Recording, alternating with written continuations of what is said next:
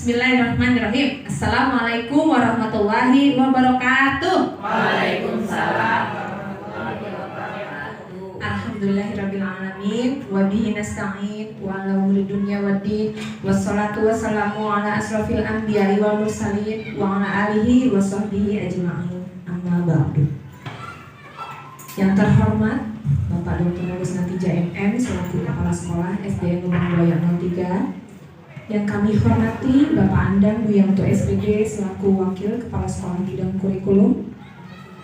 Yang kami hormati Bapak Darkono SPD selaku Wakil Kepala Sekolah Bidang Kesiswaan. Yang kami hormati Bapak dan Ibu Guru beserta staf SDN Lubang Buaya 03. Pertama-tama marilah kita panjatkan puji dan syukur kehadirat Allah Subhanahu wa Ta'ala atas segala rahmat dan hidayahnya kita semua dapat berkumpul di ruangan ini dalam acara diseminasi budaya positif SDN Lubang Buaya 03. Untuk mempersingkat waktu, perkenankan saya membacakan susunan acara pada pagi hari ini.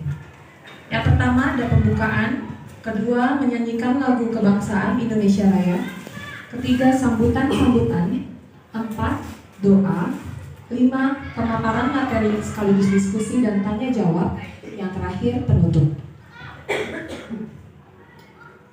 Menyanyikan lagu Indonesia Raya. Bapak dan Ibu dimohon berdiri.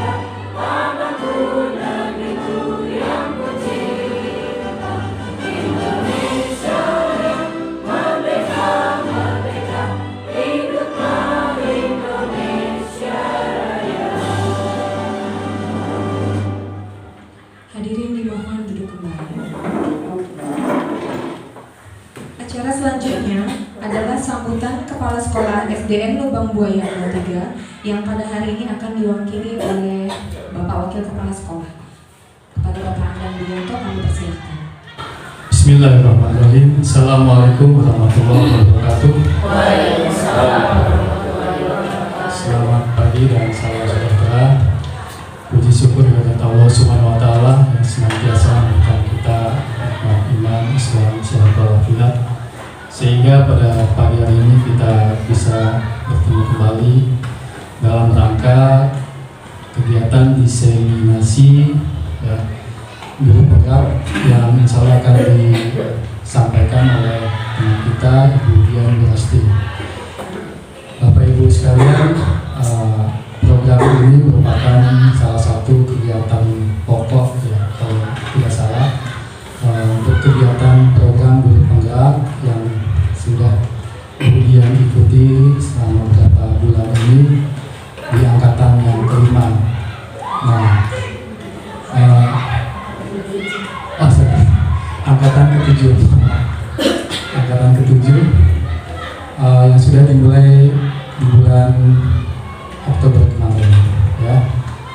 Nah, ini adalah salah satu penyampaian informasi ataupun ilmu ya yang akan Bu Dian sampaikan mengenai budaya positif khususnya di sekolahan yang akan dibawakan oleh Bu Dian nanti ya.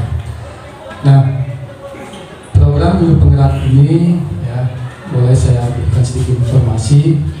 Salah satu sebetulnya ini program bergengsi ya, kalau saya sampaikan sini, programnya Kemendikbud yang mana lulusan nanti dari program guru penggerak ini bisa memegang sertifikat yang nantinya menjadi prioritas untuk dijadikan bakal kepala sekolah dan juga kedepannya bisa menjadi lisensi untuk menjadi pengawas. Jadi itu informasi yang insya Allah valid yang saya dapatkan dari beberapa teman yang sudah mengikuti program guru penggerak di angkatan kelima.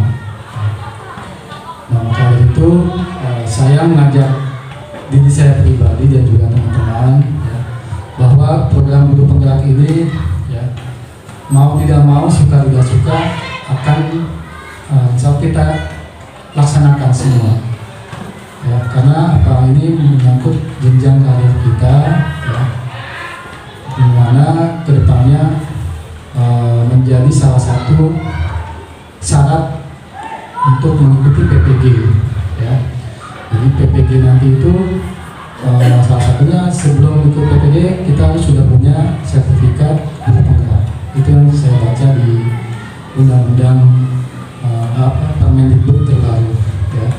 Nah, saya tidak bosan-bosannya dengan Bapak Kepala Sekolah mengajak teman-teman di sini semua juga ikut berpartisipasi ya, untuk mengikuti program guru penggerak ya, karena ini adalah ilmu ya. Jadi kita jangan takut, jangan malu untuk menimba ilmu, apalagi teman-teman yang masih memenuhi syarat, yang masih muda, masih energik, diharapkan bisa mengikutinya ya. Barangkali itu sedikit yang bisa saya sampaikan. Sekali lagi selamat Bu Dian untuk penyampaiannya dan terima kasih kepada Bu Dian atas ilmu nanti yang akan diberikan kepada kita semua. Mudah-mudahan ke depan tugas-tugas dan programnya terus diberikan kemudahan dan kelancaran, dan saya pribadi dan juga kepala sekolah, teman-teman semua di sini, insya Allah terus mendukung semua teman-teman yang mengikuti program guru penggerak. Itu saja. Wabillahi taufiq wal hidayah. Wassalamualaikum warahmatullahi wabarakatuh. Kami ucapkan terima kasih kepada Bapak Anda atas sambutannya. Baik Bapak dan Ibu, agar acara kita hari ini berjalan dengan baik, marilah kita mulai acara ini dengan doa. Kepada Bapak Faisal, kami persilakan. Bapak dan Ibu, sama-sama kita awali acara ini berdoa dengan harapan mudah-mudahan acara pada hari ini dapat berlangsung dengan aman, lancar, tidak ada halangan apapun. Dan kita doakan tujuan mudah-mudahan apa yang menjadi hajat dan keinginannya dikabulkan oleh Allah SWT. Ala hazaniyah du'a'un salihah wa ila hadratin Mustafa Rasulullah SAW. Al-Fatihah. A'udzu billahi minasyaitonir rajim. Bismillahirrahmanirrahim. Alhamdulillahirrahmanirrahim. Maliki yaumiddin. Iyyaka na'budu wa iyyaka nasta'in. Ihdinas siratal mustaqim. Siratal ladzina an'amta 'alaihim ghairil maghdubi 'alaihim waladdallin. Astaghfirullah. Bismillahirrahmanirrahim. Alhamdulillah hamdan syakirin na'imin hamdan yuhibbu mazidah. Ya Rabbana lakal hamdu wa lakal mulku wa sallallahu alaihi wa sallam. Allahumma shalli ala sayyidina Muhammad wa ala ali sayyidina Muhammad salatan biha min jami'il ahwali wal afat wa taqlu biha min jami'il hayat wa biha min sayyi'at wa tafara biha ila ala darajat sulu wa min jami'il hayati wa ba'dal mamat. Allahumma zidna wa wabina warhamhum kama rabbuka sabira. Jami'il muslimina wal muslimat wal mu'minina wal ahya'i minhum wal amwat innaka sami'un qaribun mujibul aqwal hajat. Allahumma al-haqqa haqqa wa sabtiba'ah wal batila batila wa sabtiba'ah. Allahumma salli inna nafi'a wa rizqan wasi'an taqabbal. Allahumma inna nas'aluka safid din wa afiyatan fil jasadi wa izzatan fil 'ilmi wa rizqi wa tawban qabla maut wa rahmatan 'inda al-maut wa rahmatan ba'da al-maut. Allahumma bima fi sakara wa ma yata'afa ila hisab. Rabbana zidna husna wa la taghfir lana wa tarhamna lanakunanna minal khasirin. Rabbana atina fid dunya hasanah wa fil akhirati hasanah wa qina adzabannar. Wa sallallahu ala sayyidina Muhammadin abdihi wa ala alihi wa sahbihi wasallam. Subhanallahi wa bihamdihi amma yasifun wa salamun alhamdulillahi rabbil alamin. Terima kasih. Assalamualaikum warahmatullahi wabarakatuh. Terima kasih Pak Ustadz. Baik, Bapak dan Ibu, acara selanjutnya adalah penyampaian materi sekaligus diskusi dan tanya jawab. Kepada Ibu Dian Wirastri SPD, kami persilahkan.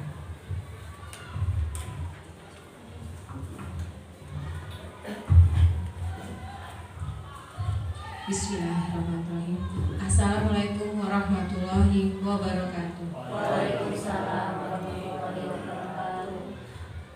Puji syukur kepada Allah Subhanahu wa taala atas rahmat dan hidayahnya, dan alhamdulillah pada hari ini saya sangat berterima kasih, saya sangat bangga kepada teman-teman Bapak dan Ibu guru SDN Bambu Air 03 atas apresiasinya untuk kegiatan diseminasi budaya positif. Kegiatan ini adalah satu merupakan tugas sebagai CGP di aksi nyata modul 1. Sementara modulnya ada 3, jadi nanti akan berlanjut. Kemudian yang kedua yang penting yang ingin saya sampaikan adalah di sini saya berdiri hanya sebagai teman. Saya tidak bermaksud untuk ada tingkat menggurui atau tidak sama sekali. Saya hanya ingin berbagi ilmu, dan kalau kita lihat judulnya budaya positif, ini tentunya sudah kita akan mengarah kata-kata positif itu menuju kebaikan yang akan kita ciptakan di lingkungan sekolah kita. Ayo bergerak, karena ada motonya guru penggerak ini adalah tergerak, bergerak, dan menggerakkan. Tergerak itu dari kita sendiri. Kita punya niat untuk bergerak. Setelah kita bergerak melakukan hal-hal yang positif, kemudian kita menggerakkan teman kita untuk berkolaborasi menciptakan budaya positif itu. Di sini yang akan saya sampaikan adalah budaya positif. Nanti memang banyak yang sebenarnya sudah kita alami dan kita kerjakan, karena kita sebagai guru pasti ada positif yang kita sampaikan kepada anak-anak. Boleh dimulai, Bu Ida? Nah, di sini ada 6 materi, 6 ilmu positif yang ingin saya bagikan kepada teman-teman. Disiplin positif dan nilai-nilai kebajikan universal, teori motivasi, hukuman dan penghargaan, segitiga restitusi, kebutuhan dasar manusia dan dunia berkualitas, posisi kontrol, dan yang terakhir adalah keyakinan kelas. Kalau kita rangkum disiplin positif itu dari semua yang 6 tadi, ini ada semua di sini. Disiplin positif itu Anda tidak bisa mengontrol orang lain, hanya Anda yang bisa mengontrol diri Anda sendiri. Itu tadi yang moto pertama, tergerak. Kita hanya bisa menggerakkan diri kita sendiri. Disiplin itu artinya kontrol diri dengan menggali potensi kita. Jadi kita tergerak untuk menggali, mengembangkan apa yang ada di diri kita, bukan karena orang lain. Kemudian ini ada motivasi ekstrinsik dan motivasi intrinsik. Bergerak itu, tergerak adalah motivasi intrinsik. Semua perilaku memiliki tujuan. Motivasi intrinsik ini datang dari kita untuk menghargai diri kita. Menghargai diri kita sendiri, bukan semata-mata kita berbuat untuk orang lain. Kemudian ada model perilaku atau berpikir menang-menang, bukan menang kalah. Kolaborasi dan konsensus menciptakan pilihan-pilihan baru. Ini ada 5 kontrol untuk kita sebagai guru. Kita ada di posisi mana? Penghukum, pembuat rasa bersalah, sebagai teman, sebagai pemantau, atau sebagai manajer. Posisi yang baik memang sebagai manajer, karena kita akan menyelesaikan masalah dengan cara menggunakan segitiga restitusi. Ada menstabilkan identitas, validasi kebutuhan, dan menanyakan keyakinan. Kemudian ini yang paling penting, kita memiliki kebutuhan yang berbeda. Kita berusaha memahami pandangan orang lain bahwa dia tidak sama dengan saya. Bahkan di keluarga pun kita juga tidak akan sama ya. Anak 1, 2, dan 3 atau berapapun tidak akan pernah sama antara satu dengan yang lainnya. Setiap orang memiliki gambaran yang berbeda, potensi yang berbeda. Dan yang perlu diperhatikan adalah ada 5 dasar kebutuhan manusia: bertahan hidup, penguasaan, kasih sayang dan rasa diterima, kesenangan, dan kebebasan. Ini rangkuman yang akan kita pelajari hari ini. Lanjutnya lagi ya. Yang pertama tentang disiplin positif dan nilai-nilai kebajikan universal. Saya bisa minta bantuan Bu Ika untuk memberikan satu kertas. Jadi ada saling berhadapan. Misalnya Bu Febri dengan Bu Nur, Bu Dwi dengan Bu Nurul. Jadi berhadapan satu saja. Satu. Kemudian satu orang memegang kertas itu. Ya. Satu. Bu Nimah dengan Bu Siti. Kemudian jadi berhadapan. Nanti duduknya akan berhadapan. Nah. Sama Pak Faisal boleh. Sama Pak Dar juga boleh. Ya, salah satu teman sudah. Ya. Silakan Bapak dan Ibu berhadapan. Siapa yang pertama mau menggenggam tangannya? Ya, yang pertama menggenggam tangannya digenggam sendiri. Itu berisi kertas. Kertasnya digenggam. Ya, satu. Oke, boleh, nggak apa-apa itu. Nah, kemudian gantian nanti memaksa temannya untuk membuka. Ajukan rayuan, bujukan, bahkan mungkin mengancam. Bukan enggak? Ayo membuka tangannya. Jadi kalian, kita mulai ya. Bu Ida tolong dihitung. Kita cuma 30 detik. Usahakan bagaimana caranya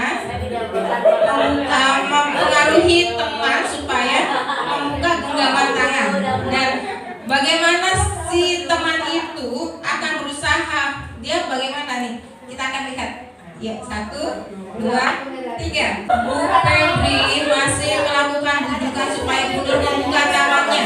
Apakah berhasil? Apakah Bu Nur akan terbujuk? Oke, ya. Sudah habis waktunya berarti ya. Oke. Boleh tahu siapa yang tidak mau membuka tangannya? Ya, berarti Bu Febri dengan Bu Nur tidak mau membuka tangannya. Ya. Ada lagi yang sudah segera Bapak? Nggak mau buka. Nah, tadi saya lihat Bu Febri, aduh, benar-benar membujuk, ngelus-ngelus tangan Bu Nur. Aduh. Tapi Bu Nur itu nggak mau buka tangannya. Apa yang terjadi? Lanjutnya Bu Ida. Nah, ketika tangan Anda dibuka, itu ada alasannya kan? Iya. Dan ketika Anda, Ibu Bapak Guru tidak mau membuka tangan, juga ada alasannya. Kan? Ada alasannya apa? Apakah apakah Anda atau teman atau B membuka kepalan tangan Anda? Mengapa? Alasannya apa? Ada nggak? Saya mau tanya Bu Nur, apa alasannya tidak mau membuka? Tadi saya berpasangan dengan Bu Febri. Bu Febri mencoba untuk merayu saya membuka kepala tangan, tapi ya terbuka sih Bu Dian, walaupun waktunya sudah habis. Jadi saya tetap tidak membuka. Alasan saya itu untuk apa saya membuka? Ada apa saya harus buka kepala tangan gitu. Saya tanyakan beliau itu, tapi tidak memberikan alasannya gitu kan. Pengen dibuka aja, pengen tahu ya untuk apa gitu. Tapi ya pada lain sih dibuka gitu. Ya, terima kasih Bu Nur. Nah, ini mungkin yang langsung membuka. Ada tadi yang langsung membuka ketika buka dong, Bu Nima, buka tangannya. Langsung membuka tidak? Langsung buka? Iya. Ada apa? Iya, karena Bu Nima berpasangan dengan Bu Siti yang senior gitu. Iya. Baik. Ya, di sini akan terlihat siapa yang pegang kendali. Ilusi yang selama ini kita sudah mungkin kita jalani atau kita lihat adalah satu, ilusi guru mengontrol murid. Tadi jadi ibaratnya murid dan guru. Ya, Bu Nur sebagai murid, Bu Febrinya guru. Ilusi guru mengontrol murid. Ini Bu Febri sebagai guru itu mau masuk ke murid, mau tahu, mau kepo murid ini bagaimana. Tapi si murid, si Bu Nur ya tidak mau membuka, atau kita mungkin ada istilah introvert ya, bisa jadi. Tapi tidak semua introvert itu seperti itu, karena tadi ada motivasi dari Bu Nur yang memang tidak mau membuka. Ngapain aku buka gitu. Sementara Bu Febri sebagai guru ini kepo banget, ayo buka. Nah, ini sama ini yang kita lakukan seperti itu, kita lakukan pada murid. Kemudian ilusi bahwa kritik dan membuat orang merasa bersalah itu akan membuat orang lebih baik karakternya. Itu yang sudah kita alami selama ini. Artinya kita mengkritik murid, kita berpendapat bahwa dengan cara kita begitu, ini murid akan benar, anak itu akan merasa bersalah. Tapi kita beranggapan bahwa itu akan membuat si anak jadi nurut, tapi ternyata tidak. Itu ilusi yang kedua. Dan yang ketiga, semua penguatan positif, efektif, dan bermanfaat. Ini anggapan kita selama ini, kita sudah memberi nasihat ke murid, itu kita anggapnya sudah bermanfaat buat murid. Tapi belum tentu murid itu tergerak gak untuk menerima apa yang kita berikan. Ini harus diobservasi. Bukan hanya satu kali kita memberikan nasihat positif kepada anak, tapi kita tidak observasi. Ketika anak itu melakukan kesalahan, kita berikan lagi. Kan kemarin ibu udah bilang, kan kemarin ibu udah nasihatin. Nah, itu yang kita anggap, saya udah ngasih tahu, saya udah nasihatin, tapi emang anaknya begitu. Nah, ini yang kita anggap bermanfaat, tapi ternyata tidak. Yang terakhir, ilusi bahwa orang dewasa, yaitu kita, memiliki hak untuk memaksa. Kita sebagai guru loh, murid harus nurut sama kita. Kamu gak masuk, gak ngerjain PR, kerjakan di luar. Atau mungkin ada hukuman-hukuman yang ibu bapak terapkan di kelas. Itu nanti ilusi yang selama ini atau gambaran yang kita sudah lihat dan mungkin kita merasakan dan melakukannya. Berikutnya ini. Ketika guru mengontrol murid, kita tidak dapat memaksa murid untuk berbuat sesuatu jika murid memilih tidak. Nah, seperti tadi Bu Febri sebagai guru memaksa Bu Nur sebagai murid, ayo, tapi Bu Nur nggak mau tergerak untuk melakukan apa yang diperintah oleh gurunya. Ya sudah. Kemudian ilusi bahwa semua penguatan positif adalah efektif dan bermanfaat tadi. Ketika Bapak Ibu mencoba membujuk anak-anak yang kita lihat dikategorikan bandel, bujukan, itu kita anggap sudah bagus dan itu akan bermanfaat. Ternyata kalau murid itu tidak punya keinginan sendiri, tidak ada gunanya.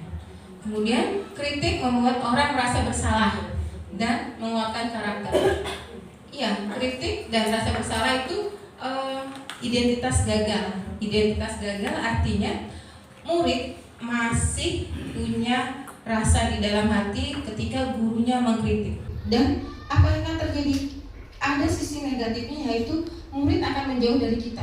Karena dia akan beranggapan kalau aku berbuat salah, aku kenapa-napa pasti kritik. Mendingan aku menjauh.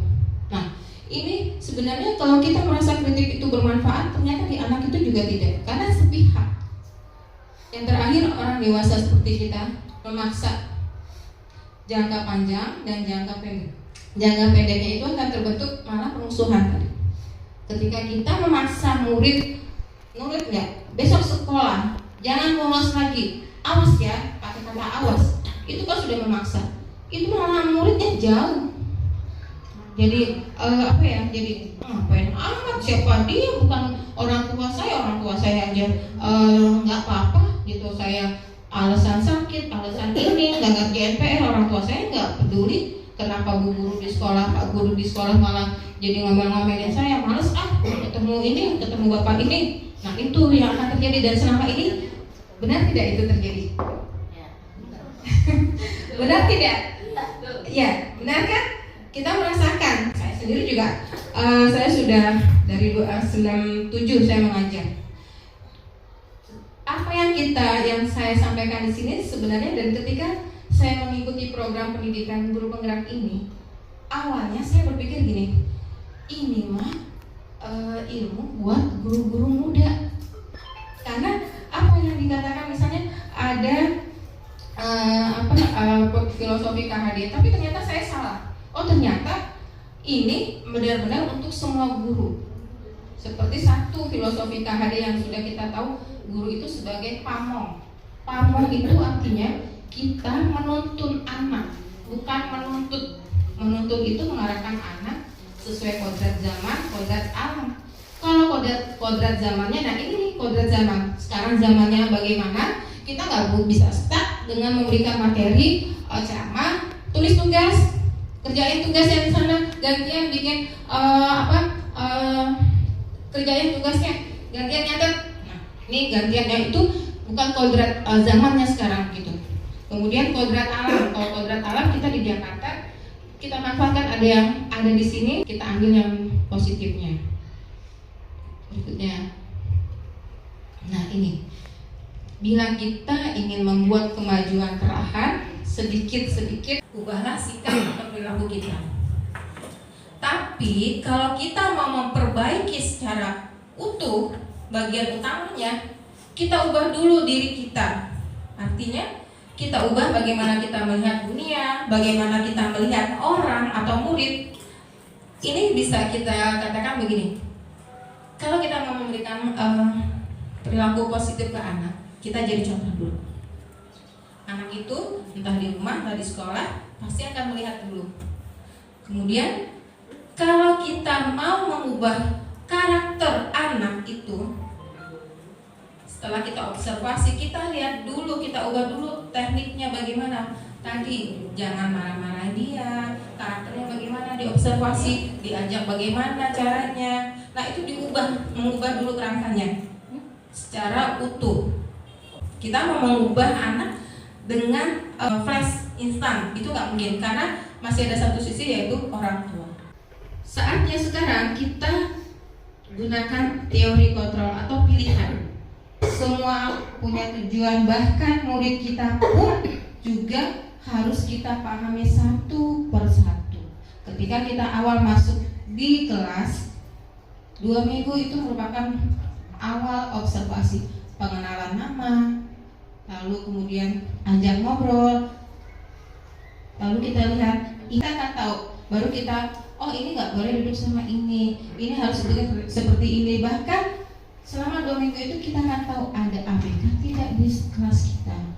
Ketika kita sudah mengamati 2 minggu, kita bisa hafal kepada wakil kepala sekolah, bidang kurikulum kita diskusi. Atau kalau yang sudah kelas lanjutan itu bisa tanya sama guru sebelumnya, situasi kelasnya, bagaimana A sampai Z-nya, bagaimana orang tuanya. Nah itu jadi observasi kita awal.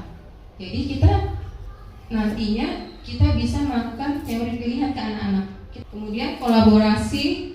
Nah ini kolaborasi dan konsensus itu, kolaborasi artinya kita bersama-sama orang tua. Kita pahami dulu, oh ternyata anak broken home misalnya. Kita amati, terus kita ajak ngobrol. Kemudian kalau perlu kita panggil orang tuanya. Jadi di awal kita sudah pegang.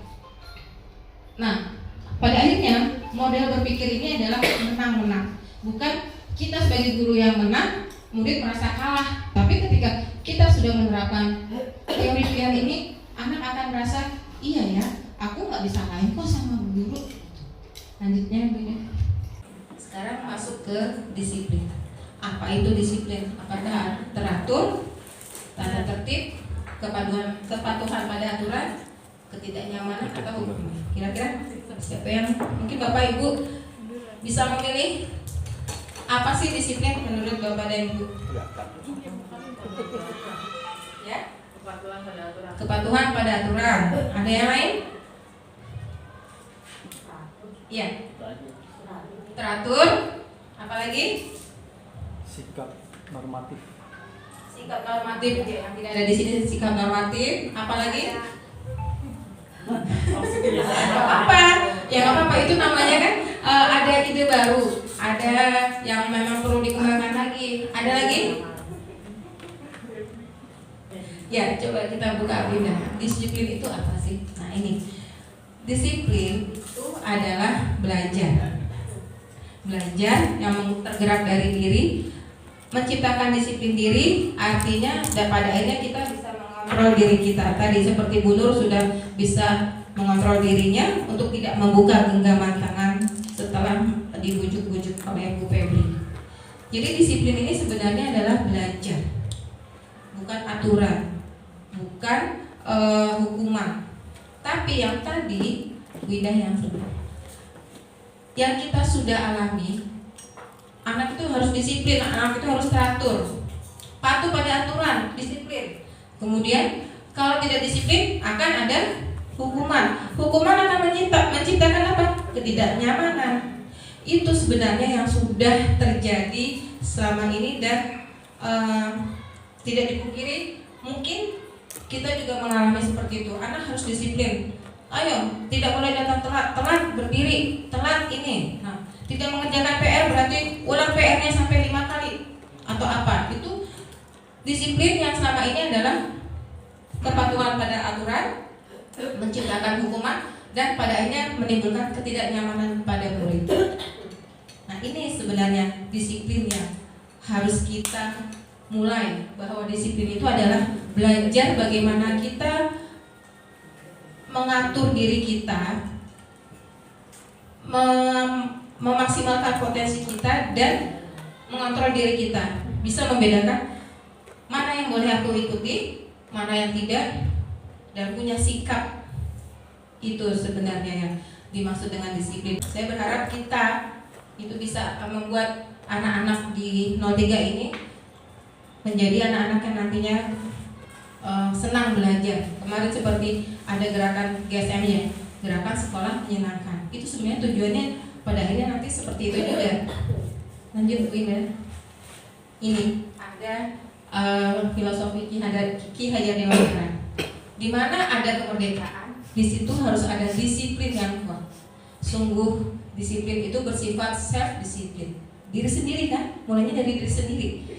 Kita sendiri yang mewajibkan kita sekeras-kerasnya. Tapi itu sama saja, sebab jikalau kita tidak cakap melakukan self disiplin, wajib penguasa lain mendisiplinkan diri kita. Nah, itulah makanya dibuat aturan. Ketika kita tidak tergerak untuk disiplin, maka ada aturan. Siapa yang mengingatkan untuk aturan itu?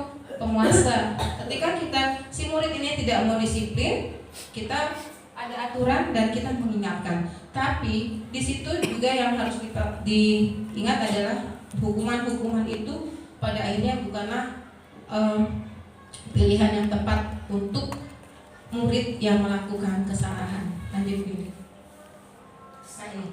Untuk mencapai kemerdekaan harus ada motivasi internal. Disiplin ini motivasi internal.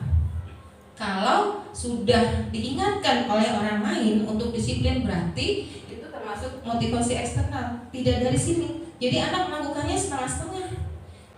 Merdeka artinya tidak hanya terlepas dari perintah, tapi juga cara merdeka diri sendiri. Kurikulum merdeka, ya kan sekarang kurikulum merdeka itu sebenarnya mengacu pada filosofi Ki Hajar Dewantara ini, bahwa pada zamannya, kodrat zaman ini mengharuskan anak itu lebih aktif, merdeka belajar. Merdeka belajar artinya mereka murid bisa mengambil informasi dari mana saja, tidak hanya mendengarkan gurunya yang bicara. Lanjut Bina. Ini nilai-nilai kebajikan universal. Sebenarnya banyak sekali yang menciptakan nilai-nilai kebajikan, tapi kita mengambil satu, profil pelajar Pancasila. Teori motivasi, hukuman, dan penghargaan. Ini dia motivasi. Motivasi eksternal itu kita melakukan disiplin untuk menghindari hukuman dan mendapatkan imbalan atau penghargaan. Kalau aku datang tepat waktu, kalau aku rajin, pasti dipuji. Nah itu selalu mengharapkan pujian. Ketika kita lupa memuji, anak itu akan cemberut. Anak itu akan merasa, iya aku kok nggak dipuji, kok Bu Nanda begitu sih. Nah itu ada rasa begitu. Jadi itu motivasinya karena ingin mendapat pujian dari bu guru. Nah ini pada akhirnya motivasi internal, kita harus menghindari pemberian hukuman dan penghargaan yang berlebih kepada murid. Hukuman yang berlebih juga itu akan menimbulkan tadi rasa tidak nyaman, kemudian murid menjauh. Dihukum oleh penghargaan. Penghargaan maupun hukuman merupakan cara mengontrol perilaku. Penghargaan yang nilainya sama dengan menghukum. Awalnya penghargaan itu merupakan cara mendisiplinkan anak, tapi ternyata dia punya efek pengaruh jangka panjang dan jangka pendek tadi. Ketika kita memberikan selalu penghargaan, entah itu reward, misalnya begini, kalau di kelas 1 mungkin ih kamu pintar ya, ibu punya permen gitu kan, yang simpel deh. Itu sebenarnya simpel buat kita kan, buat kita simpel. Tapi ketika si anak itu ada temannya, dia dapat permen kalau begitu, nah temannya itu akan melakukan yang lebih baik lagi, lebih baik dari yang sudah pernah kita berikan permen. Akhirnya kita beralih dong sama yang lebih baik itu. Padahal yang pertama anak itu sudah baik juga, tapi kita hanya punya satu permen. Ya udah kasih yang paling baik. Anak itu akan merasa, aku kan juga benar, aku kan juga bagus, kenapa cuma dia yang dikasih? Itu nanti jangka panjangnya anak itu kan merasa, ya buat apaan? Akhirnya cuma bu guru cuma satu, kalau kita bagus-bagus semua juga bu guru cuma satu ngasihnya. Nah itu yang harus dihindari. Kemudian penghargaan tidak efektif. Penghargaan tidak efektif pada akhirnya ketika tidak menimbulkan tadi anak melakukan sesuatu karena hanya ingin dipuji oleh kita. Itu penghargaannya tidak efektif. Jadi berharap penghargaan menurunkan kualitas. Menurunkan kualitas itu tadi, kalau sudah baik, ada temannya lebih baik, yang dipuji lebih baik. Yang tadi sudah baik, tidak kita puji lagi. Si anak yang pertama kita puji, ngapain bagus-bagus, pasti dia lagi. Padahal awalnya dia yang dipuji. Nah ini yang menimbulkan jealous di kelas, menimbulkan kecemburuan. Penghargaan merusak hubungan. Nah kalau sudah tadi ada anak yang merasa jealous, itu akan merusak hubungan kita kepada anak, kepada murid kita. Dia akan menjauh. Penghargaan mengurangi ketepatan. Ini juga tadi yang bagus dengan yang sangat bagus. Padahal yang pertama kita, si anak ini si A sudah bagus, tapi ketika ada yang lebih bagus lagi kita beralih, kita lupakan tuh yang pertama. Jadi kita mengurangi ketepatan kita. Artinya pada ada subjektivitas. Ini yang harus kita hindari. Penghargaan mematikan kreativitas tadi.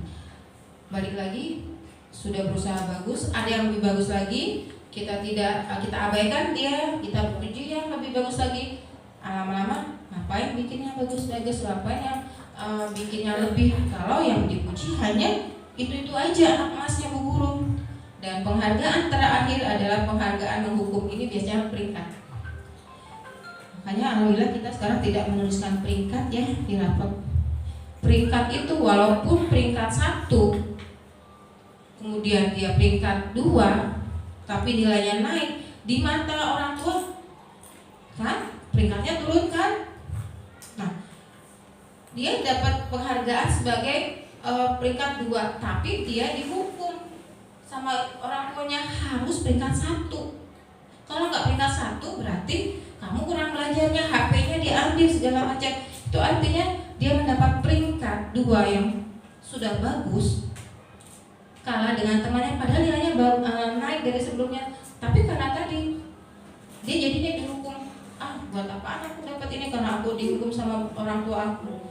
Itu yang harus kita hindari dan kita minimalisir penghargaan bagaimana yang lebih efektif kepada anak-anak.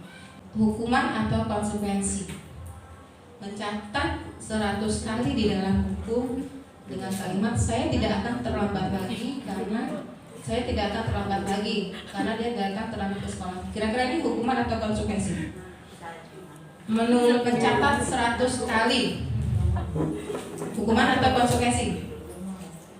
Hukuman. Lari mengelilingi lapangan basket 2 kali karena terlambat hadir saat pelajaran PJOK. Hukuman atau konsekuensi?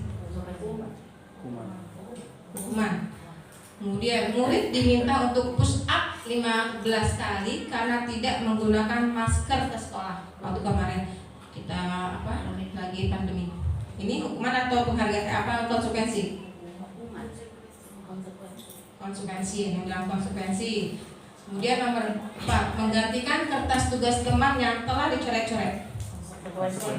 Ya, konsekuensinya ada. Nomor 5, membersihkan tumpahan air di meja tulis karena tersenggol saat belajar. Konsekuensi. Murid disuruh untuk melepaskan sepatu seharian di sekolah karena tidak menggunakan sepatu warna hitam. Hukuman atau konsekuensi? Hukuman. Ya, jadi dia tidak pakai sepatu seharian gara-gara bukan pakai sepatu warna hitam. Yang terakhir, lari mengelilingi lapangan basket 2 kali karena terlambat 10 menit untuk pelajaran PJOK. Hukuman. Ya, kita lihat Bu Ida. Nah. Iya, ini ada yang tadi nomor 4 tepat menjawab konsekuensi. Jadi konsekuensi itu ada nilai yang tanggung jawab. Apa konsekuensinya? Apa ketika kita melakukan suatu hal, kita harus bertanggung jawab apa. Kemudian membersihkan air tumpahan juga itu konsekuensi karena kita menyenggolnya saat belajar. Mengelilingi lapangan basket 2 kali karena terlambat 10 menit untuk pelajaran PJOK. Ini konsekuensi. Ini berarti yang nomor 7, Pak gurunya sudah menetapkan adanya kesepakatan. Kalau terlambat apa? Ya. Dan ini konsekuensi itu ya sudah disepakati. Tapi kalau hukuman itu biasanya datangnya tiba-tiba. Nah, tiba-tiba misalnya ada murid yang Bu, saya nggak ngerjain PR matematika. Kenapa kamu ngerjain? Tiduran. Diri, angkat kakinya. Nah, itu kan tiba-tiba. Misalnya juga ada murid yang anak perempuan ketika lagi belajar dia tidak memperhatikan kita, terus kita tegur. Amel ngapain? Gambar-gambar aja bukan lihat ke depan. Apa di situ? Diri. Nah, itu kan kita sudah mempermalukan ya. Nih lihat nih apa nih gambar apa nih? Kita perlihatkan gambarnya kepada teman-temannya. Si anak itu sudah malu. Itu juga hukumannya spontan. Jadi hukuman itu sifatnya spontan. Jadi cara kita ada satu sisi yang sebenarnya mendisiplinkan, tapi sebenarnya memalukan murid di hadapan teman-temannya. Ini yang harus kita hindari. Ini bedanya. Sesuatu yang menyakitkan, tapi konsekuensi itu harus terjadi karena tadi ada yang dilakukan, ada konsekuensinya membuat fisik anak sakit hati, ya kan? Dipermalukan sama kita, sama guru di depan teman-temannya itu kan sakit hati. Tapi kalau konsekuensinya membuat anak merasa tidak nyaman, tapi jangka waktunya pendek. Numpain air, ya mau sih, ya gitu kan. Tapi itu jangka waktu pendek kan. Kalau hukuman, anak jadi benci disiplin, hukuman itu paksaan. Kalau konsekuensi disepakati, berbuat ini adalah konsekuensinya, ada anggapan untuk kelakuan kamu. Mendorong anak menyakiti diri sendiri, malu ketika dia merasa malu kepada teman-temannya karena tadi dipermalukan guru. Dia lama-lama kalau anak itu ekstrovert, cerita bisa sampai di rumah. Tapi kalau anak itu introvert, dia akan melakukan hal-hal yang orang tuanya bahkan nggak tahu. Dan ini mungkin pernah juga terjadi, anak dibully di sekolah, dipermalukan, kemudian di rumah dia malah jadi mengurung diri dan terjadi hal-hal yang menimbulkan anak itu sampai depresi. Konsep diri yang buruk, anak belajar menyembunyikan kesalahannya, marah, bersalah, dipermalukan. Ini yang harus dihindari hukuman. Izin ya? Ya, baik. Terima kasih Pak Andan. Ya, lanjut. Lanjut ya, kita ibu-ibu hebat, teman-teman hebat. Ya, lanjut Bu Winda. Ketika anak melakukan kesalahan, jangan langsung kita berikan hukuman, tapi kita selesaikan dengan cara restitusi. Apa itu restitusi? Ini restitusi itu mencari solusi untuk masalah seorang anak atau murid dengan cara kita kolaborasi.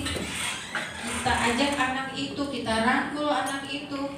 Jadi nanti anak itu tidak punya rasa bersalah, tidak punya rasa dipermalukan oleh gurunya, tapi dia akan menimbulkan rasa percaya diri ketika dia kembali bergaul dengan temannya. Disinilah guru harus melakukan pendekatan, ciri-ciri restitusi, bukan untuk menebus kesalahan, tapi belajar dari kesalahan. Dengan kegiatan restitusi ini, anak akan tahu, oh kalau aku salah kemarin, aku berarti nggak boleh mengulangi. Nah, memperbaiki hubungan, tawaran. Jadi kita tanya, kamu maunya apa? Bagaimana? Mau kamu bagaimana sih? Itu kita pilihan. Jangan memaksa. Menuntun anak untuk melihat ke dalam dirinya. Kita tanya, kamu melakukan kesalahan itu benar nggak sih? Sesuai nggak sih sebenarnya sama hati kamu, atau kamu mungkin ikut teman kamu melakukan? Itu kita tanya baik-baik. Mencari kebutuhan dasar. Ini dia melakukan kesalahan itu sebenarnya ngapain? Ada yang tidak, mungkin dia cari perhatian, ada kebutuhan yang nggak dia dapat dari rumahnya. Entah itu tadi rasa nyaman, rasa diterima sama orang tua di rumah. Dia cari masalah. Ketika dia cari masalah, gurunya kan jadi perhatian kan. Nah ini fokus pada karakter. Kita menciptakan, mengubah karakter anak itu, tidak memaksa anak untuk nurut apa kata kita. Fokusnya pada solusi, mencari jalan keluarnya bagaimana nih, dan mengembalikan murid itu kepada kelompoknya, kepada teman-temannya tanpa merasa minder. Ini segitiga restitusi, artinya 3 kegiatan yang harus kita lakukan. Pertama, kita menstabilkan identitas. Kemudian setelah menstabilkan identitas atau menenangkan anak, validasi tindakan yang salah. Kemudian menanyakan keyakinan. Ciri-cirinya menstabilkan identitas, menstabilkan supaya anak itu merasa, oh bu guru nggak marah ya. Validasi kebutuhan, jadi kita menanyakan alasan kenapa dia melakukan kesalahan. Yang terakhir dari segitiga restitusi, keyakinan yang kita masukkan pelan-pelan, keyakinan untuk nilai yang baik, dan tidak semua anak itu sama.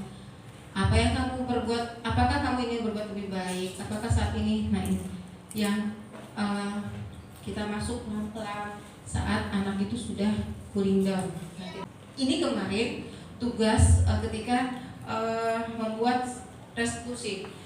harusnya ada 2 tugas itu ada skenarionya, tapi saat itu ada benar-benar kejadian satu anak di kelas yang berbuat kesalahan, jadi yang satu itu benar-benar kejadian apa adanya.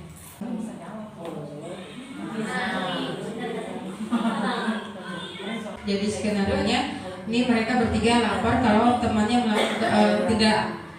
tidak kompak, tidak mau latihan ketika latihan lari. Ini validasi tindakan yang salah ini panjang, lama butuh waktunya karena kita benar-benar bertanya sama murid kenapa, alasannya apa. Ya, lanjut ya. Sampai nanti ada, nah ini sudah menanyakan keyakinan kalau bagian ini. Apa yang kalian akan lakukan?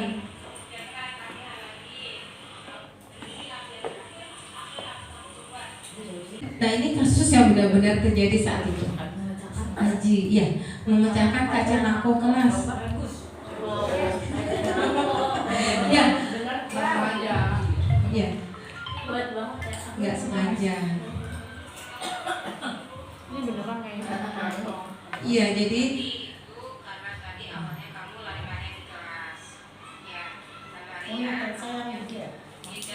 ini murid. ini beneran.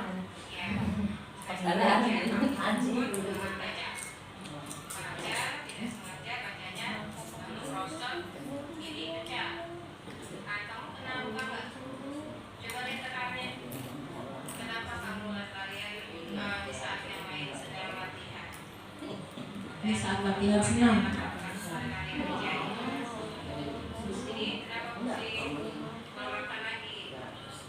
Kalau ini memang karena ini kejadiannya memang real, saya akhirnya bawa kepada kepala sekolah untuk minta maaf. Ya.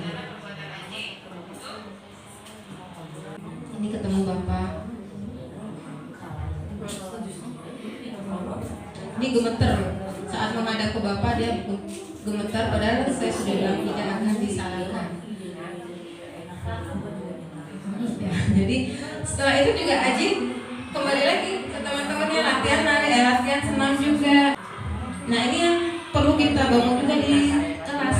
Kalau ada anak yang melakukan kesalahan, kita bilang ke teman yang lain, anak-anak yang lain, jangan dikucilkan. Keyakinan kelas dengan kesepakatan kelas. Kesepakatan kelas itu lebih kepada aturan-aturan apa yang kita mau di kelas kita. Kalau keyakinan itu ada nilai-nilainya. Dari kesepakatan kelas kemudian kita jadikan satu pernyataan yang mengandung nilai-nilai positif.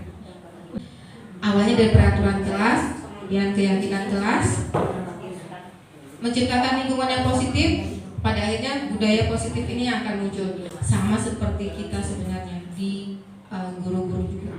Kalau kita sudah ada aturan, kan aturan kita, guru ada tata tertibnya. Kita harus yakin dulu, saya melakukan tata tertib atau kode etik guru itu karena kita sendiri. Kalau kita sudah yakin, kita sendiri dan teman lain, iya ya, dia begitu saya malu ya sama-sama guru. Akhirnya tercipta teman yang lain ikutan, lingkungannya jadi positif. Setelah lingkungan positif, kita akan merambah lagi budaya tepat aturan itu, atau misalnya disiplin kita dulu deh, kita untuk mencontohkan ke murid, nanti akan menjadi satu lingkungan yang tercipta budaya positif. Ini memang tidak instan, butuh waktu. Dan itu tadi kesadaran dari diri sendiri. Nah ini keyakinan kelas. Kalau tadi peraturan atau kesepakatan kelas itu tentang aturan, keyakinan kelas itu ada nilainya. Mengembalikan buku ke tempatnya. Setelah membaca buku, kembalikan lagi ke raknya ya. Itu ada apa? Oh, tanggung jawab, ada nilai. Jadi keyakinan kelas itu nilai. Nah tadi kalau mengganggu, dilarang mengganggu orang lain. Tadi misalnya saya contohkan memukul temannya, berarti dia sudah tidak menghormati temannya dong, yang pukul aja. Menghormati keselamatan juga. Tadi misalnya si Aji, ada keselamatan untuk si Ajinya sendiri. Tadi makanya saya tanya, tangannya luka tidak kena kaca. Keyakinan kelas dibuat bersama setelah ada kesepakatan kelas. bersifat abstrak daripada peraturan. Pernyataan universal berlaku buat semuanya. Dibuat dalam bentuk kalimat positif. Kemudian semua ikut berkontribusi, bukan dari guru aja. Dan ditinjau dari waktu ke waktu.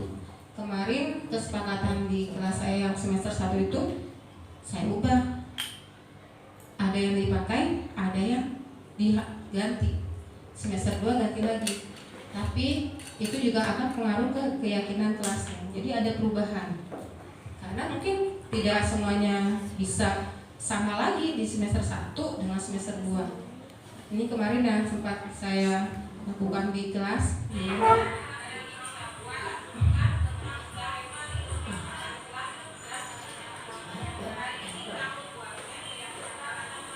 Ini keyakinan kelas, yang ini kesepakatan kelas. Terkait yang ini. Ini setelah saya terangkan, anak-anak ini fotonya mereka menempelkan tadi kertas-kertas itu, dibacakan tiap kelompoknya. Ini yang kemarin sudah jadi, saya saya kemas jadi bagus. Mereka menempelkan, yang laki-laki menempelkan kesepakatan kelas, kemudian yang perempuan ini menempelkan keyakinan kelas, dan ini yang saya tempel di kelas saya. Lanjutnya sekarang kebutuhan dasar. Kebutuhan semua sama. Kita butuh kasih sayang, ya enggak? Betul. Kita butuh diterima. Betul, ya kan? Ada nggak merasa kalau kita jadi warga baru kita merasa mau diterima? Enak kan? Peribahasa nih, di mana bumi dipijak, di situ langit dijunjung. Di mana kita berada, kita lihat dulu adaptasi, kemudian kita ikuti aturannya, kemudian kita akan bisa berbaur. Kalau masih berpandangan kita berada di tempat baru tapi masih memakai tempat lama, itu juga sudah nggak kok. Ya kan Bu? Betul. Jangan beranggapan seperti itu. Jadi Kalau saya dulu dulu. tempat lama saya begini, sekarang saya maunya begini. Nah tadi itu sudah memaksa, ya kan? Berarti masih ada mindset ilusi bahwa dia bisa mengontrol orang lain, bahwa orang lain harus sama seperti dia. Itu kebutuhan dasarnya yang harus dibenahi. Kemudian penguasaan.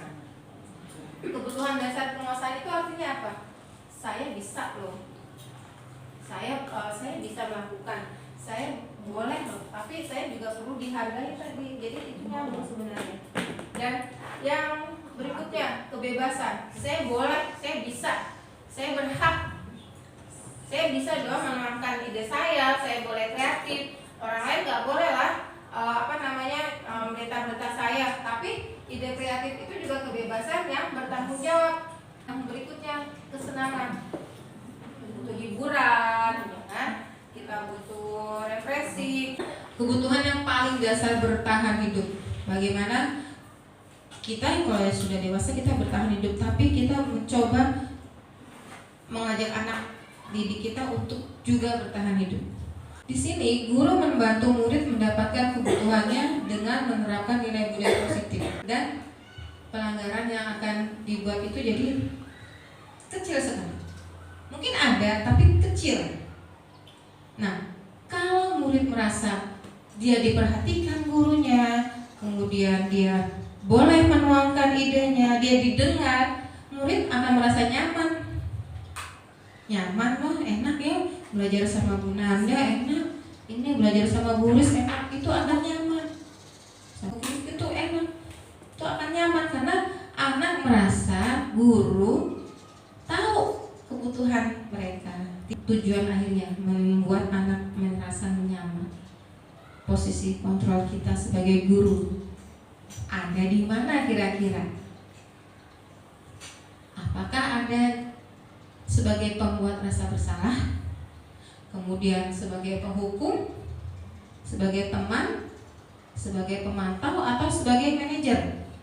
Kira-kira teman-teman, ibu-ibu ada di posisi apa?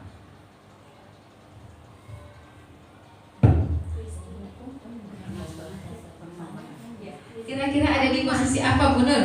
Ayo. Bu Sofi, Besti, teman. Kemudian Bu Lala ada di posisi apa? Manajer. Bu Nima ada di posisi apa? Iya, kita sebagai guru kita menempatkan diri kita di posisi apa? Mungkin kita nggak akan jadi membuat rasa bersalah. Manajer. Bu Nurul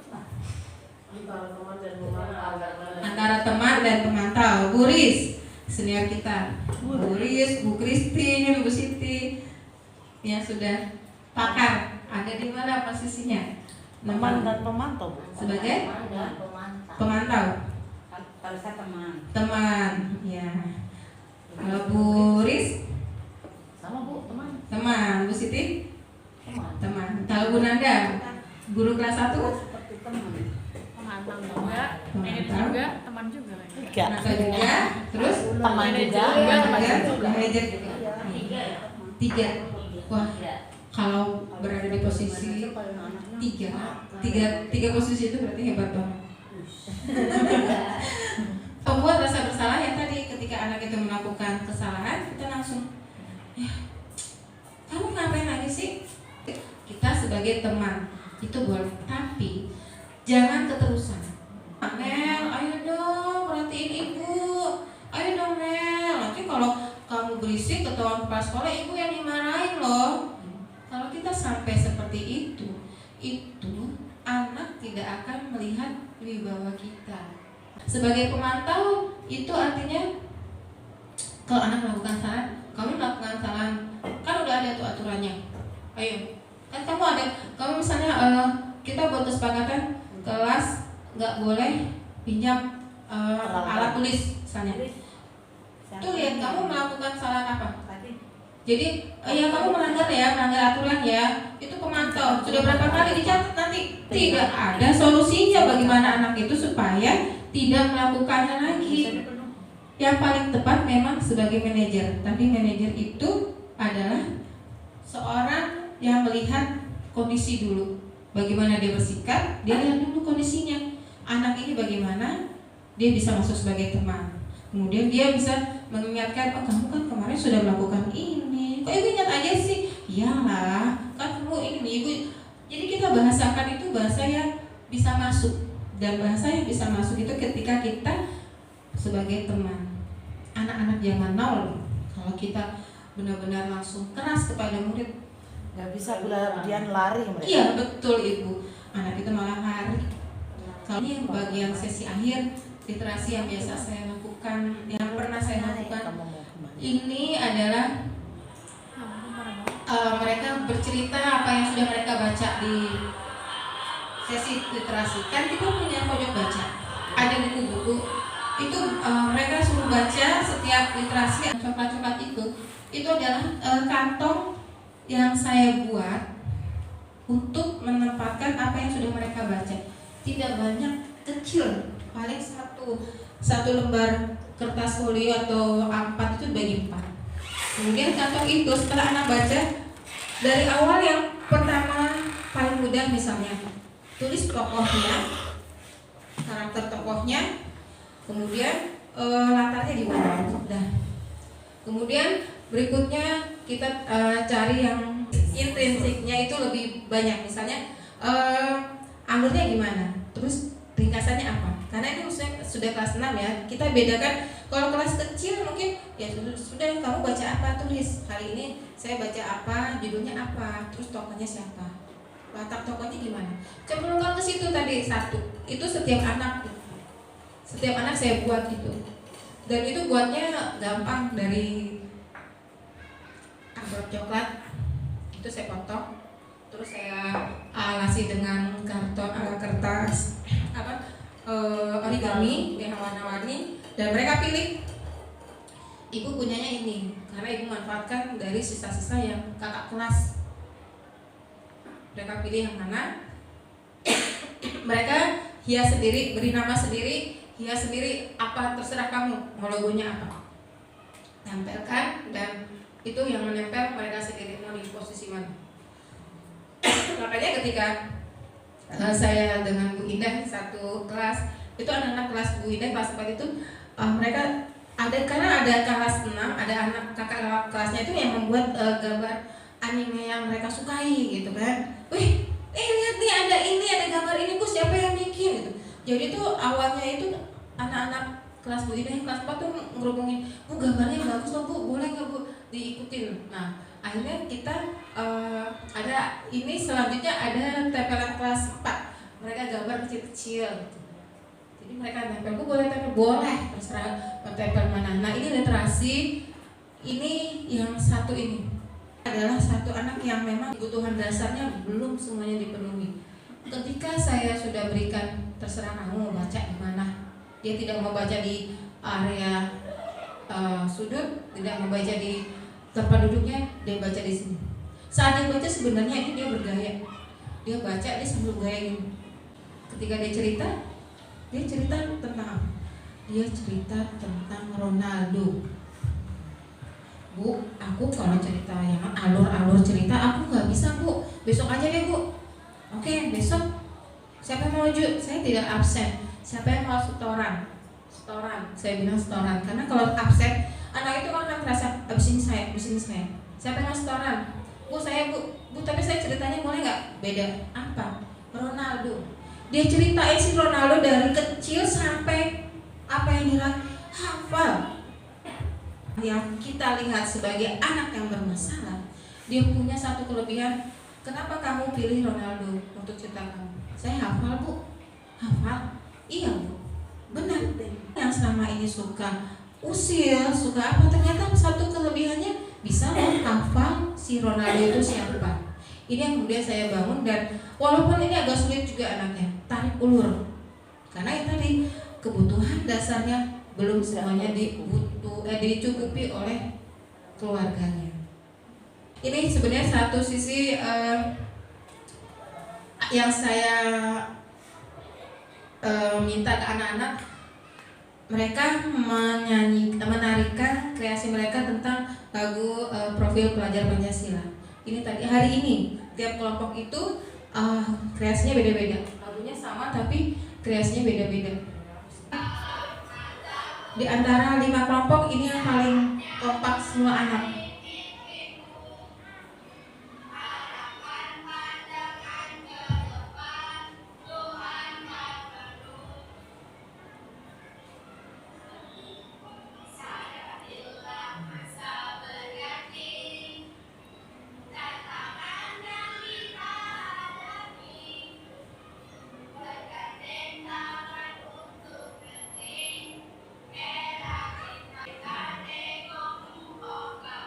Sebenarnya bisa ya, mungkin kelas 1. Jadi anak gak bosen belajar terus di kelas.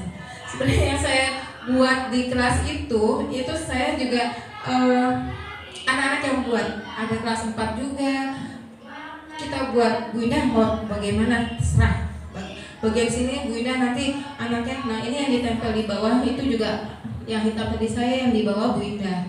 Jadi kita sama-sama lah. Mungkin Bapak dan Ibu nanti bisa juga kolaborasi dengan temannya di kelas. Jangan sampai karya anak itu hanya kita simpan.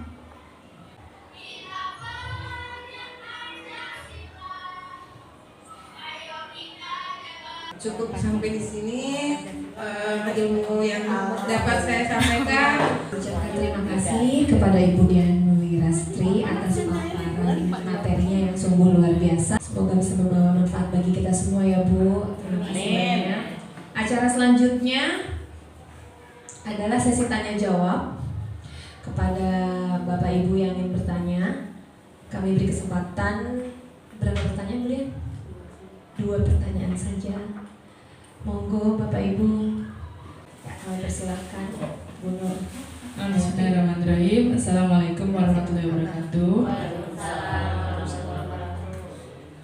Saya sedikit sharing aja. Ini kebetulan memang saya, Bu Dian dan Ibu ini diberikan amanah untuk sebagai guru kelas 6 ya di tahun ajaran 2022-23. Oke.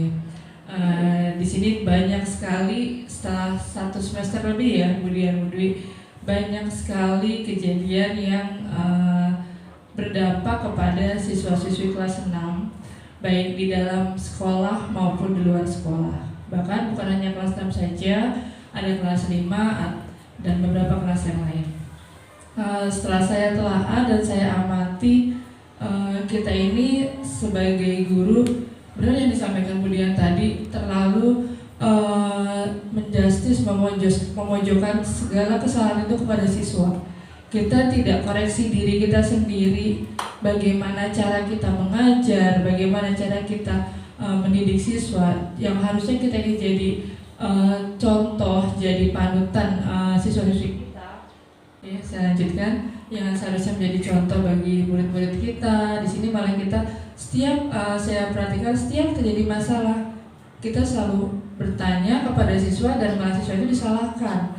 Tidak menanya dasar latarnya bagaimana, awalnya seperti apa, kenapa bisa terjadi, dan bagaimana seperti apa mereka kehidupannya di rumah atau di luar sana. Jujur saja kemarin saya melakukan PM setiap hari Kamis, saya kebagian dari Kamis, saya datang ke kelas, saya jujur tidak memberikan materi. Di situ saya nggak tahu kenapa kok saya tiba-tiba terlintas ya, materi itu bisa diterima oleh siswa dari mana saja. Kita itu hanya mendampingi siswa, apa yang mereka tidak tahu, apa yang mereka belum pahami, kita bantu supaya mereka bisa memahami materi yang dipelajari. Lebih kepada akhirnya saya bilang sama anak-anak, mohon maaf ibu hari ini tidak membawa buku, tidak membawa absen atau segala macam, ibu hanya membawa pulpen dan tempat pensil.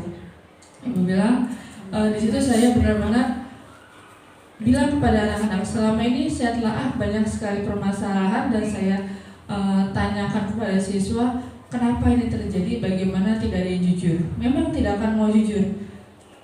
Dari situlah saya mulai sedikit demi sedikit mengetuk, bukan 1-2 orang, tapi satu kelas saya ketuk hatinya, dan disitulah mereka semua menangis senangis-nangisnya. Saya bilang buat apa dan untuk apa? Ingat satu hal, ibu, bapak, ibu guru di sini ini bukan mencari kesalahan. Kami mendidik. Di zaman sekarang kalian bisa belajar dari berbagai sumber, bahkan kalian bisa lebih hebat dari bapak ibu guru di sini. Semua informasi bisa kalian terima dari manapun itu, baik YouTube ataupun yang lainnya. Disitulah apalagi mohon maaf anak-anak kelas 6 ini yang beberapa terdampak ya beginilah, ya dikatakan nakal lah, membuat kesalahan segala macam. Akhirnya di situ mereka mulai mengakui dan mereka menangis sejadi-jadinya. Saya bilang, silakan kalian menangis sepuas kalian, selama apapun silakan. Tapi setelah menangis dan keluar dari ruangan ini, kalian harus bisa berubah dari sekarang. Ibu tidak minta banyak, ibu hanya minta sedikit, dan itu bukan karena ibu, bukan karena orang tua, tapi dari diri hati kalian sendiri. Karena walaupun ibu sudah kalau berbuat karena ibu ataupun orang tua ibu hanya membantu. Di sini orang tua mohon prasarana kalian, ibu membantu kalian, tapi kalau dari hati itu akan bertahan lama walaupun kalian sudah tidak di sekolah ini. Dari situlah makanya tadi dibilang kemudian benar, kita harus bisa masuk ke dalam siswa.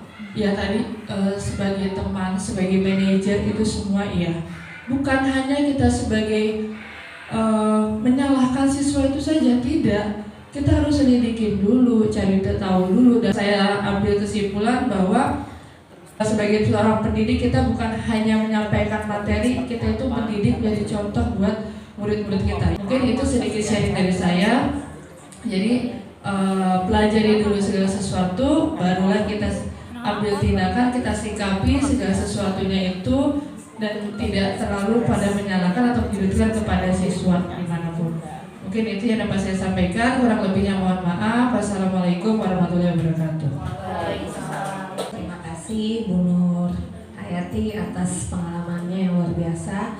Intinya ketika kita mau ketika ada murid yang melakukan kesalahan, kita tidak langsung menjudge, tapi kita harus tahu dulu apa yang melatar belakangi dia melakukan hal seperti itu. Karena memang saya sendiri kadang-kadang juga seperti itu ya. Terima kasih banyak ya.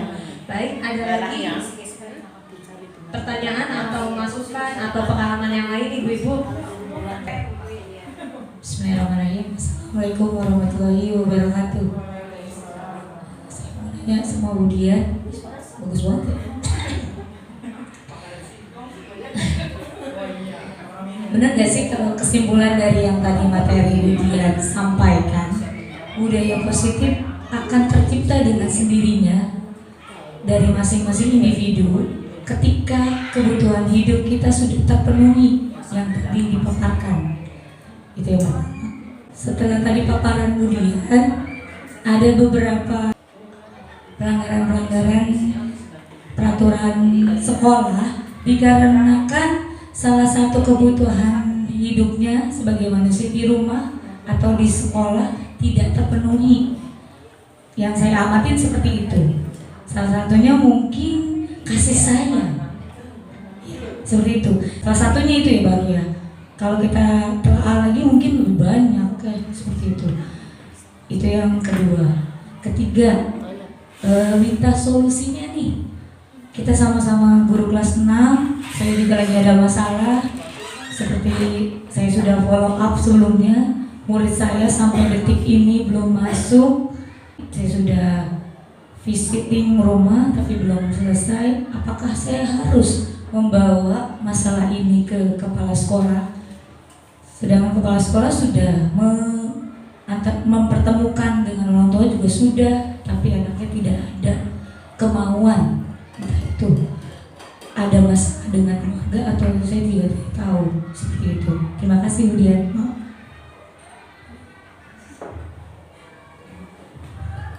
Ya, itu saja ya. Mungkin kelihatan kan.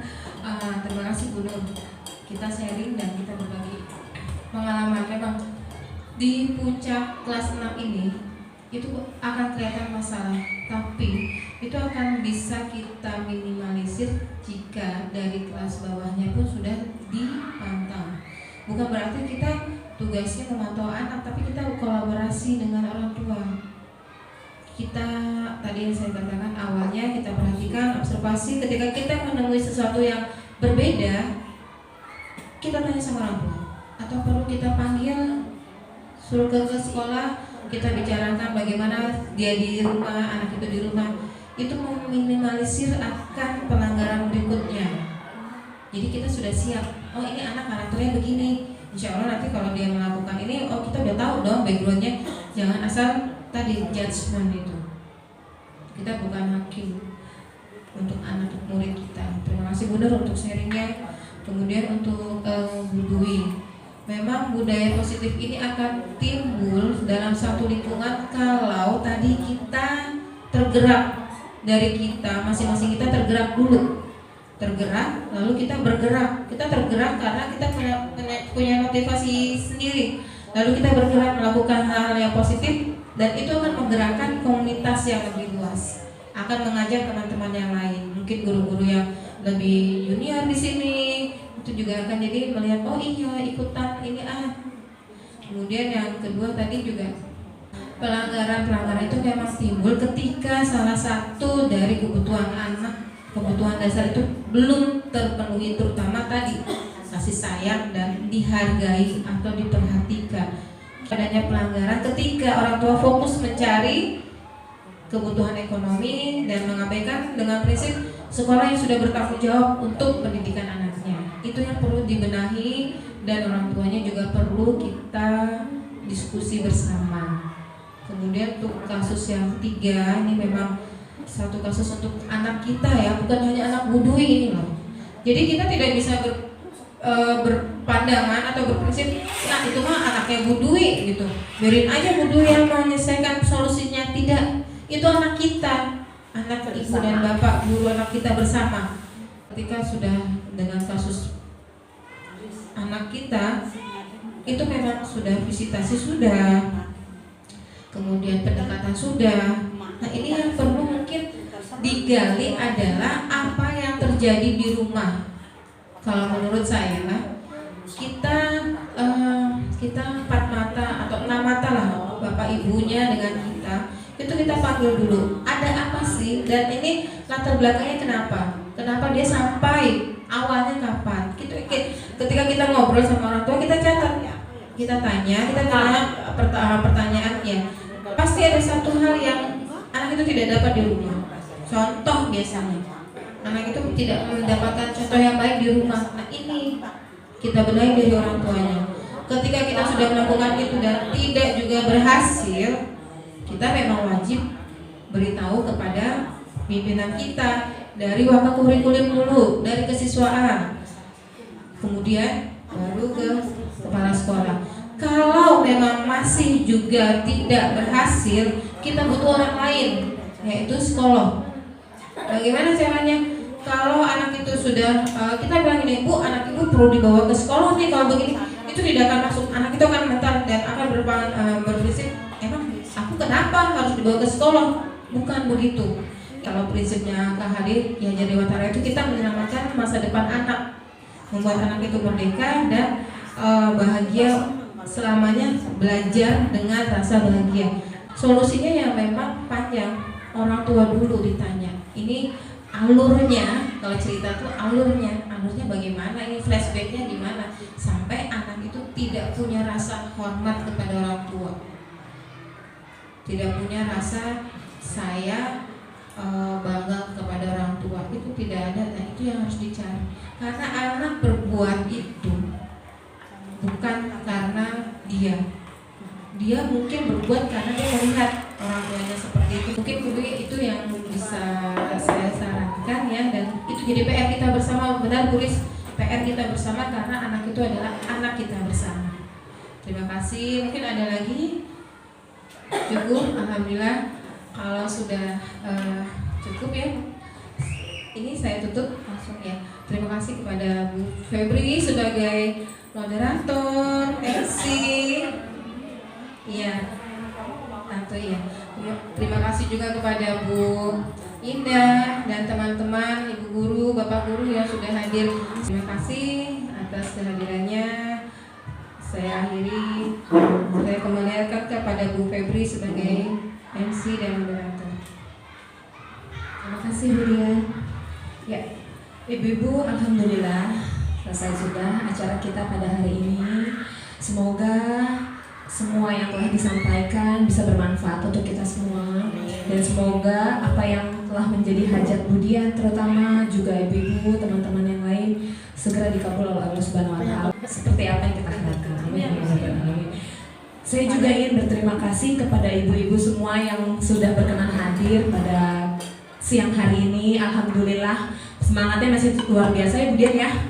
Terima kasih juga atas masukan, pertanyaan dan lain-lain yang sudah masuk kepada kami. Semoga memberi manfaat bagi kita semua. Saya pribadi minta maaf jika ada kata yang kurang berkenan di hati ibu-ibu. Billahi taufiq wal hidayah. Wassalamualaikum warahmatullahi wabarakatuh. Waalaikumsalam warahmatullahi wabarakatuh. Terima kasih ya.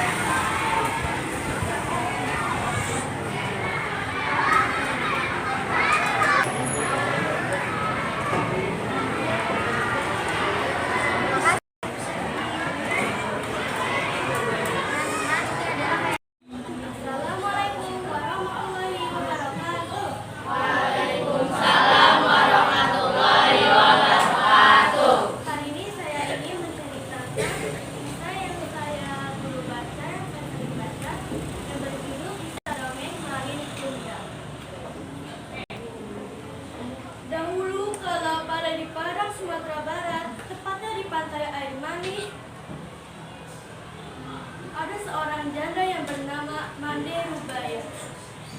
Ia mempunyai anak lelaki yang bernama Malin Purba. Malin sangat disayangi oleh ibunya. Bahkan suatu hari Malin jatuh sakit sangat keras, walaupun nyawanya pun hampir melayang. Dan Malin diselamatkan oleh berkat usaha keras ibunya. Setelah ia sembuh, Malin sangat tambah disayangi oleh ibunya. Ketika Malin sudah mulai dewasa, ia meminta izin kepada ibunya untuk merantau ke kota. Karena di saat itu ada kapal yang besar mendarat ke pantai air manis. Dengan berat hatinya, Mande Rubaya pun akhirnya mengizinkan Bundang untuk pergi merantau ke kota. Dan Malin pun dibekali dengan nasi bungkus daun pisang sebanyak 7 bungkus. Dan Malin meninggali ibunya sendirian. Hari demi hari terus berlalu. Setiap pagi dan sore, Mande Rubaya selalu memandang laut.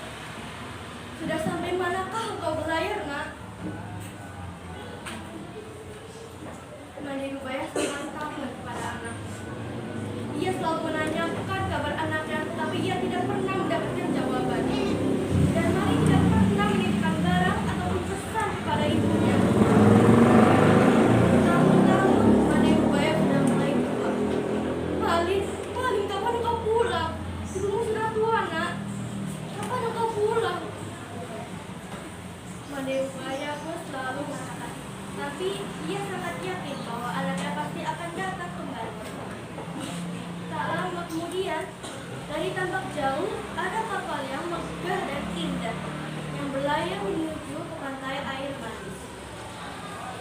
Lihat di situ ada sepasang anak muda yang sangat ceria dan disambut dengan ceria. Dia berpakaian kena sinar matahari.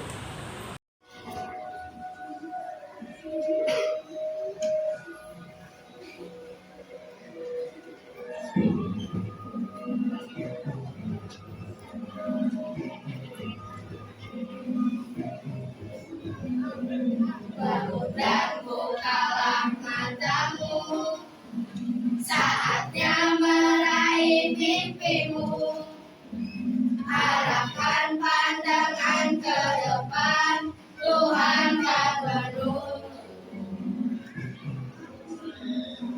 Sadarilah masa berganti, tantangan yang kita hadapi. Bergandeng tangan untuk negeri, era kita menanti berseri.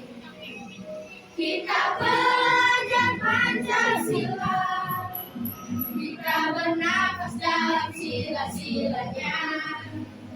Kita belajar Pancasila, ayo kita jaga untuk Indonesia. Bersatu dalam perbedaan, berpegang tangan dan berlari. Singkirkan egomu, oh kawan, demi negeri ini.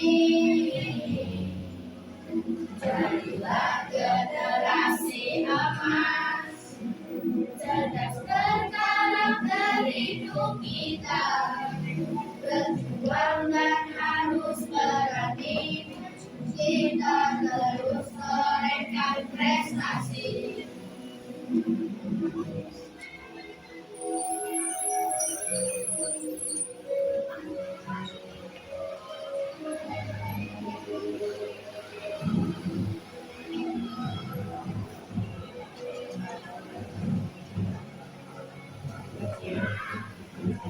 Kita belajar Pancasila, kita bernafas dalam sila-silanya. Kita belajar Pancasila, ayo kita jaga untuk Indonesia.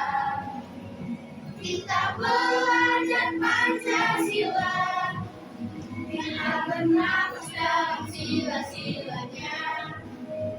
Kita belajar